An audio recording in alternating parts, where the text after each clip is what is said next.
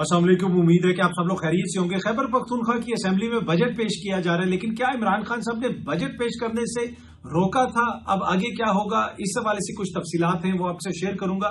एक और जो चीज आजकल बहुत ज्यादा पाकिस्तान तहरीक इंसाफ के अंदर डिस्कस हो रही है वो इस्लामाबाद हाई कोर्ट की बार है। उसके जो इंतखाबात हुए उसमें वाजिद गिलानी साहब को पाकिस्तान तहरीक इंसाफ ने सपोर्ट की, लेकिन बाद में वाजिद गिलानी साहब लगा ऐसे कि जैसे जो हुकूमती मौकिफ है, जो आजम नजीर तारड़ साहब का मौकिफ है, जो उनके ग्रुप का मौकिफ है, वो उसके साथ खड़े हुए नजर आए। अब जमात के अंदर इस हवाले से क्या बहस हो रही है, क्या चीजें चल रही हैं, वो तफसीलात भी आपसे शेयर करूंगा। और ईरान और इसराइल का जो मामला चल रहा है उस हवाले से भी कुछ खबरें। अगर हम शुरू करें ईरान और इसराइल वाले मामले से, उसके बाद हम आते हैं पाकिस्तान के अंदर क्या हो रहा है। आपको पता है कि मुख्तलिफ जगहों के ऊपर ईरान के अंदर अटैक्स किए गए इसराइल की जानिब से। अब सदर ट्रंप ने भी बाकायदा तौर पे ईरान को धमकी दी है कि सब कुछ खत्म हो जाएगा, सारे मारे जाएंगे, कोई नहीं बचेगा। जो हम कह रहे हैं वो बात मान लो। सदर ट्रंप ने कहा है कि सब कुछ खत्म होने से कबल ईरान को मुआहदा कर लेना चाहिए। आगे होने वाले हमले ज्यादा हलाकत खेज होंगे। उसके साथ साथ उन्होंने ये भी कहा कि जनाब के हमने बड़ा असला दिया हुआ है इसराइल को, और इसराइल को वो असला इस्तेमाल करना भी आता है। और शायद ईरान में लोगों को बैठे हुए लोग हैं उनको पता नहीं है, इसलिए वो बड़ी सख्त बातें कर रहे हैं। उनको अंदाजा ही नहीं है कि आगे क्या होगा, पूरी इनकी रजीम खत्म हो जाएगी, हम सबको मार देंगे। इस किस्म की बातें डोनाल्ड ट्रंप साहब कर रहे हैं। और वो ये कह रहे हैं कि जी मैंने ईरान को बार बार मौका दिया, मैंने ये किया, मैंने वो किया। तो वो तो खुल के सपोर्ट कर रहे हैं इसराइल को। अच्छा, एक और जो इंटरेस्टिंग चीज है वो इदारा जो दुनिया भर में जो जोहरी मामलात होते हैं, जो जोहरी प्रोग्राम्स होते हैं, उनकी इंस्पेक्शन करता है, एक तरह से उनको रेगुलेट करता है सारे जोहरी मामलात को। उसका इजलास हुआ हमले से एक दिन पहले, और उसके अंदर कहा गया कि जी ईरान जो है वो ब्रीच कर रहा है। और उसके एक दिन के बाद ईरान के ऊपर हमला कर दिया गया। IAEA, ये आपको याद होगा, इनके एक सरबराह अल बरादी साहब भी होते थे जो इराक में जाते होते थे, वेपन्स इंस्पेक्टर जाते थे, और अमेरिका बताता था। वो आप कॉलिन पावल का आपको याद होगा खिताब अक़वाम मुत्तहिदा के अंदर, उसने बताया जनाब वेपन्स ऑफ मैस डिस्ट्रक्शन है, ये है, वो है, और सारी वो अब तारीख का हिस्सा है। पर एनीवे वही IAEA जो है इस सारे मामले को देखता है। और यानी जो हमला हुआ है उससे एक दिन पहले उसका इजलास हुआ। उसके अंदर ईरान के खिलाफ करारदाद मंजूर की गई कि वो एटमी मवाद के जो फैलाने का मामला है उसमें वो जिस तरीके से चीजों को हैंडल कर रहा है वो दुरुस्त नहीं है। पर इस करारदाद की चीन ने, रूस ने और इसकी मुखालफत की। और उसके साथ साथ खबर ये आ रही है कि बर्किना फासो ने भी उसकी मुखालफत की। पाकिस्तान ने इस करारदाद के हक में वोट नहीं दिया, पाकिस्तान और इंडिया ने एब्सटेन किया, लेकिन ये करारदाद मंजूर हो गई। और अब जो है करारदाद मंजूर होने के बाद ईरान के ऊपर हमला भी हो गया, तो ये एक तरह से कानूनी जवाब बनाने की कोशिश करेंगे कि देखें जी वो IAEA ने भी कहा था कि जी ईरान तो खिलाफ वर्जी कर रहा है। अब ये सामने आप खबर देखें, ये 1995 की खबर है, ये न्यूयॉर्क पोस्ट अखबार है, ये इसका अखबार के सफे की तस्वीर है।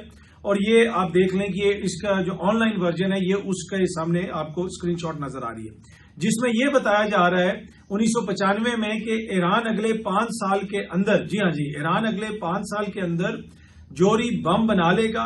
अमेरिका और इसराइल के जो ऑफिशियल्स हैं उनको यह खदशा है। और उस वक्त भी इसराइल कह रहा जी ईरान के ऊपर बम करो, ये करो, वो करो, ये अगले 5 साल में जोहरी हथियार बना लेंगे। 1995 में, आज से 30 साल पहले यह खबर जो है 5 जनवरी 1995 की खबर है। 30 साल से ज्यादा अरसा हो गया। और अब भी ये यही कहते हैं जी अगले 6 महीने में वो ये कर लेंगे, अगले 8 महीने में वो कर लेंगे, और उसको बुनियाद बना के ईरान के ऊपर हमला कर दिया गया। और सदर ट्रंप तो अब जिस तरह मैंने आपको कहा कि वो कह रहे हैं कि आने वाले दिनों में मजीद हमले होंगे, मजीद लोग मारे जाएंगे, पूरी रजीम को हम तब्दील कर देंगे, ये कर देंगे, वो कर देंगे, अगर ईरान ने हमारी बात ना मानी। आगे से ईरान कह रहा है कि हम भी रिटेलिएट करेंगे। ईरान ने जो रिटेलिएट करने की कोशिश की वो माशाल्लाह उर्दन ने रास्ते में ही रोक लिए। इसराइल के आगे पीछे अगर आप देखें तो सारे इस्लामिक मुल्क है, और खुल के माशाल्लाह दिफा होता है इसराइल का। कोई चीज भी वहां तक पहुंच नहीं पाती, कोई दहशतगर्द वहां नहीं पहुंच पाता, कोई वो दाइश और इस किस्म की जो दहशतगर्द तंजीमें हैं, कभी आपने सुना है कि जी वो तो अंदर घुस गई हो, वो उस रीजन के अंदर है, वो तुर्की में कर लेती हैं, वो सीरिया में पहुंच जाती हैं, वो किसी और इस्लामिक मुल्क के अंदर पहुंच जाते हैं, लेकिन वो वहां नहीं जाते, वहां पे वो कुछ नहीं करते। उर्दन ने रास्ते में सुना है कि जी वो मिसाइल वगैरह जो ईरान ने ड्रोन वगैरह भेजे थे उनको नाकारा बना दिया है। अब सदर ट्रंप भी ईरान को वार्निंग दे रहे हैं कि आप कोई बड़ी कार्रवाई ना करें।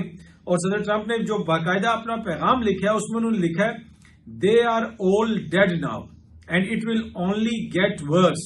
وہ یہ کہہ رہے ہیں کہ جو ان کی ٹاپ لیڈرشپ تھی وہ پہلے ساری ماری جا چکی ہے اور چیزیں آگے مزید خطرناک ہوں گی، اس سے زیادہ بری طرف جا رہے ہیں ہم سچویشن کی طرف۔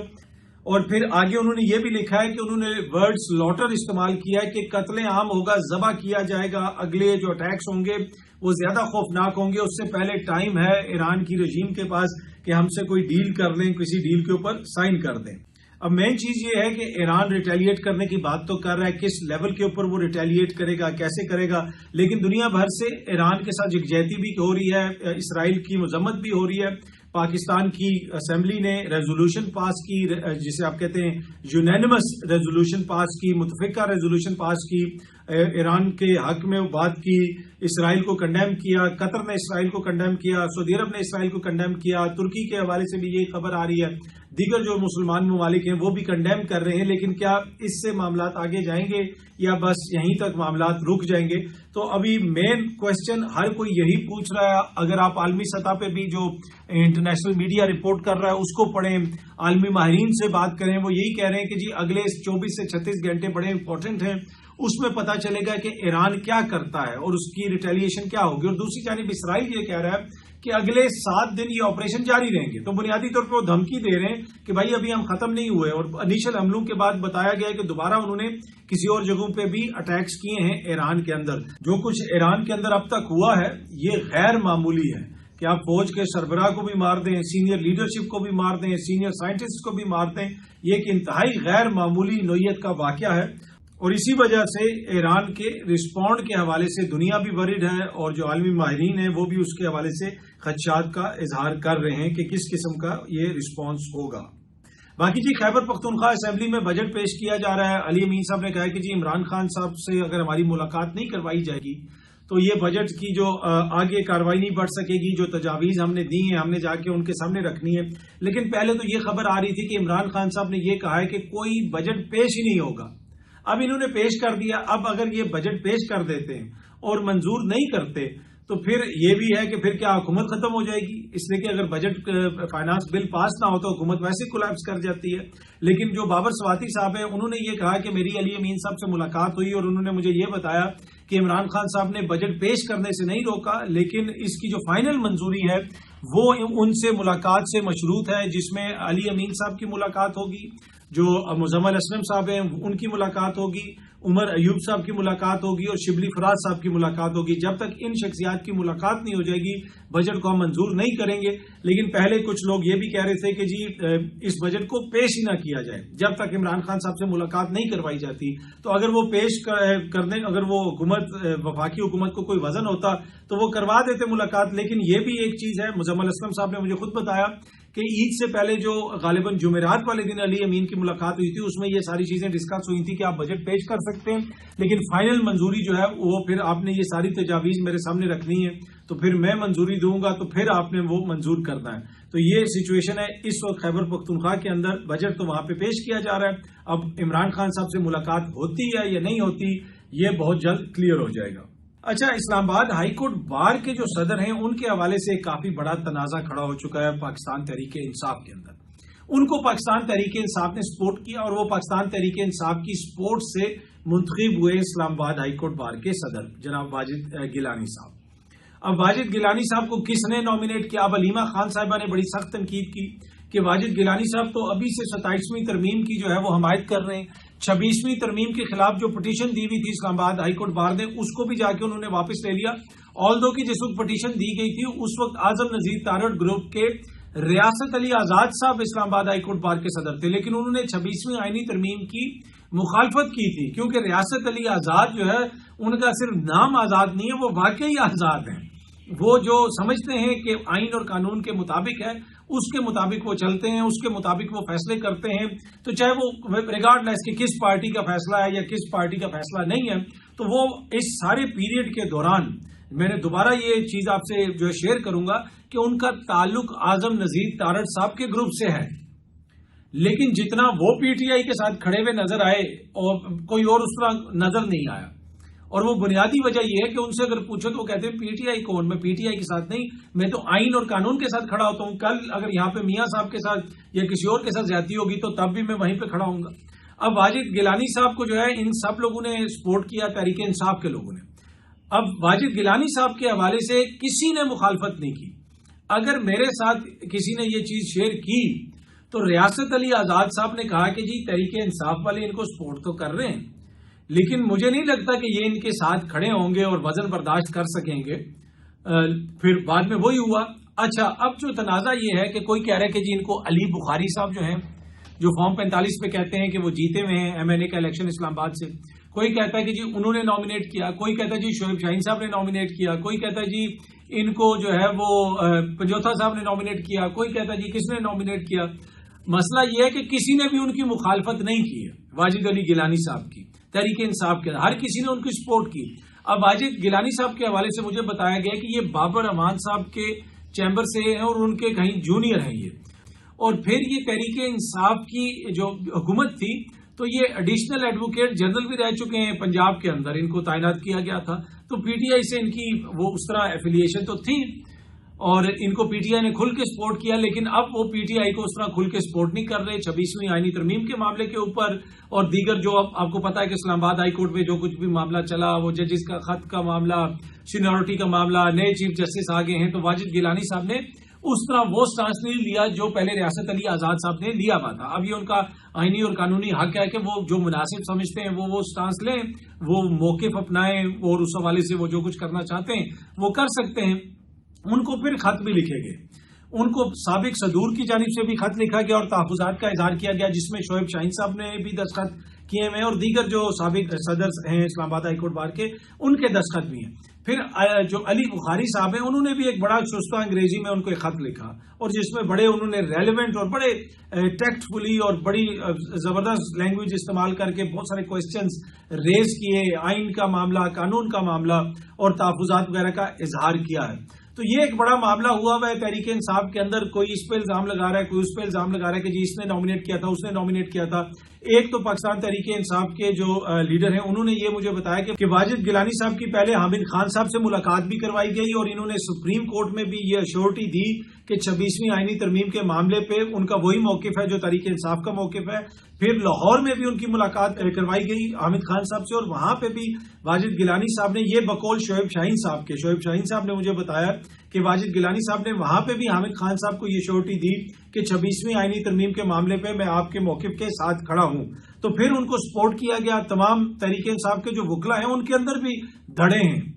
یہ حالت ہو جاتی ہے کہ جی ایک بڑا امپورٹنٹ وکیل ہے تو دوسرا کہتا ہے کہ جی میں تو اسٹیج پہ نہیں بیٹھوں گا اس کے ساتھ، یہ تو یہ ہے تو وہ ہے. تو بہت سارے ان کے آپس میں بھی مسائل ہیں. پر اینی وے اب اس کے اوپر ہر کوئی ایک دوسرے کو بلیم کر رہا ہے، لیکن اوور آل جو اس کا نچوڑ ہے کہ جناب کسی کو یہ اندازہ نہیں تھا کہ وہ آگے جا کے کیا موقف اپنائیں گے اور کسی نے بھی ان کی مخالفت نہیں کی. سب نے ان کے حق میں ووٹ مانگا اور سب نے ان کو ووٹ دیا اور اسی وجہ سے وہ منتخب ہوئے. لیکن اب وہ تحریک انصاف کے ساتھ اس طرح کھڑے ہوئے نظر نہیں آتے، جس کی وجہ سے علیمہ خان صاحبہ نے بہت سارے خدشات کا اظہار کیا، تحفظات کا اظہار کیا اور علیمہ خان صاحبہ نے کافی غصے کا بھی اظہار کیا کہ جناب کس نے ان کو نامزد کیا تھا.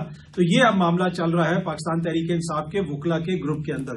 ایک کرٹیسزم یہ بھی ہوتا ہے کہ نہ یہ لوگ وکلا کوئی تحریک چلا سکے، تمام پارٹی جو ہے وہ وکلا کے حوالے کر دی گئی. بڑے بڑے اس میں وکیل شامل ہیں، ان کو کہیں پہ بھی کوئی بڑی یہ بامانی قسم کی تحریک نہیں چلا سکے. 26ویں آئینی ترمیم بھی ہو گئی، سب کچھ ہو گیا، وکلا باہر نہیں نکل سکے. جسٹس منصور علی شاہ صاحب کو جو ہے وہ چیف جسٹس بھی نہیں بنایا گیا، وہ بھی سارا معاملہ اسی طرح ہو گیا. تو جس طریقے سے سارا رد و بدل کر دیا گیا عدلیہ کے اندر، لیکن نہ حامد خان صاحب کا گروپ نہ کوئی اور گروپ جو ہے پاکستان تحریک انصاف کے اندر کوئی تحریک چلانے میں کامیاب ہوا. اچھا جی، بجٹ اور کچھ دیگر خبریں بھی ہیں.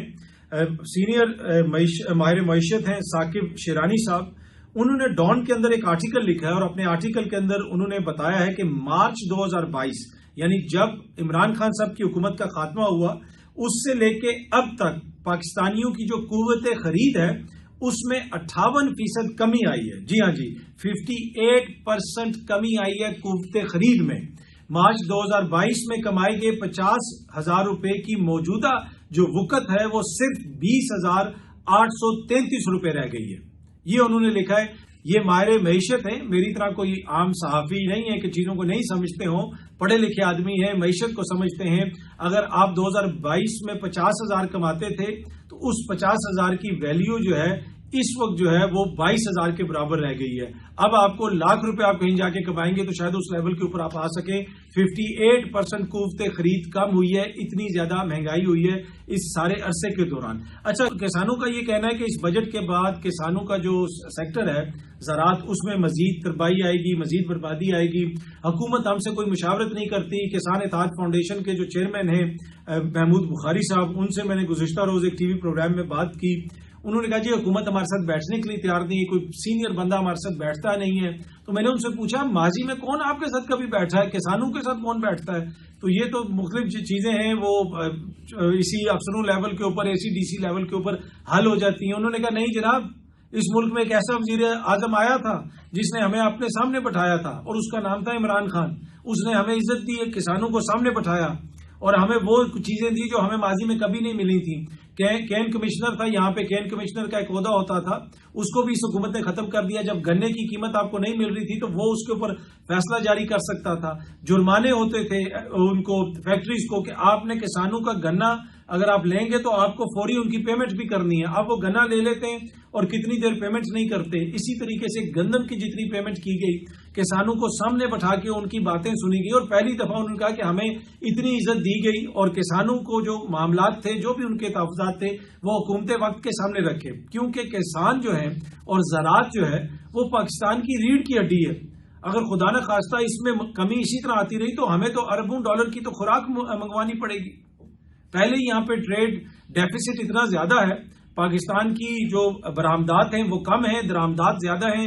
اگر اس میں فوڈ بل بھی انکریز ہوتا رہا تو یہ تو بہت بڑا مسئلہ بن جائے گا ہمارے لیے. پر اینی وے انہوں نے کہا کہ جی آپ حکومت ہماری بات سننے کے لیے تیار نہیں ہے.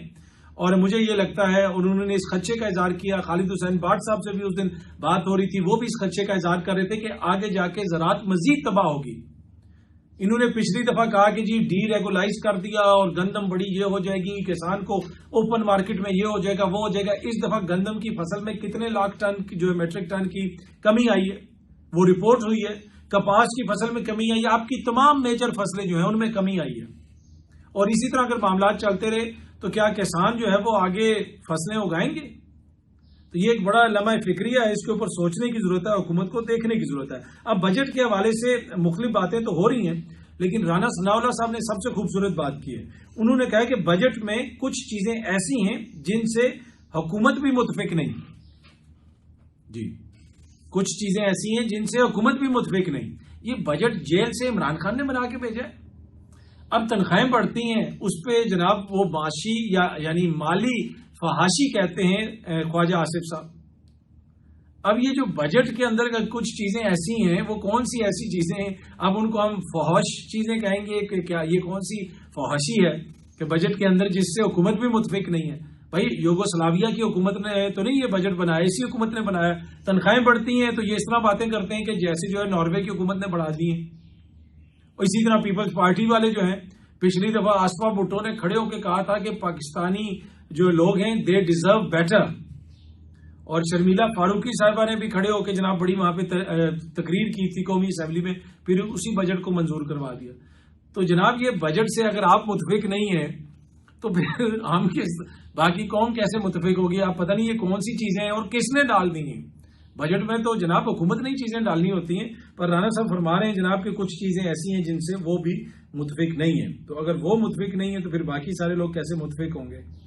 بہت جلدی آپ سب دوستوں سے دوبارہ ملاقات ہوگی. Thank you so much.